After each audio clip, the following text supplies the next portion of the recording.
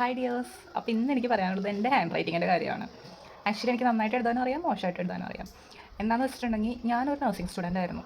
ഞങ്ങൾക്ക് ഫസ്റ്റ് ഇയറിൽ 10 സബ്ജക്റ്റ്, പിന്നെ അത് കുറഞ്ഞു വന്നു. പക്ഷേ പോർഷൻസ് കൂടി വന്നു. എല്ലാ ലെക്ചർ നോട്ടാണ് എടുക്കുന്നത്. അറ്റ് എ ടൈം ഒരു 2-3 പേജെങ്കിലും പെട്ടെന്ന് കംപ്ലീറ്റ് ആവും. അപ്പോൾ കൈയക്ഷരം കുറച്ച് മോശമാവാം. കാരണം സ്പീഡ് കൂടുമ്പോൾ കൈയക്ഷരത്തിനും ചേഞ്ച് സംഭവിക്കും. പിന്നെ എന്നോട് പലരും ചോദിച്ചിട്ടുണ്ട്, എന്താണ് ഇപ്പോൾ ലൈനുള്ള ബുക്കിലായാലും ലൈൻ ഇല്ലാത്ത ബുക്കിലായാലും എന്തുകൊണ്ടാണ് എന്താ പറയുക ഗ്യാപ്പ് ഇട്ട് എഴുതുന്നതെന്ന്. ആക്ച്വലി നമ്മൾ കട്ട കൂടി എഴുതി പിന്നീട് അത് എടുത്ത് നോക്കുമ്പോൾ പഠിക്കാനൊരു ഇൻട്രസ്റ്റ് ഉണ്ടാവില്ല. പക്ഷേ ഗ്യാപ്പ് ഇട്ട് എഴുതുവാണെങ്കിൽ വായിക്കാനും ഇൻട്രസ്റ്റ് ഉണ്ടാവും, അത് പഠിക്കാനും ഇൻട്രസ്റ്റ് ഉണ്ടാവും. That is A pattern.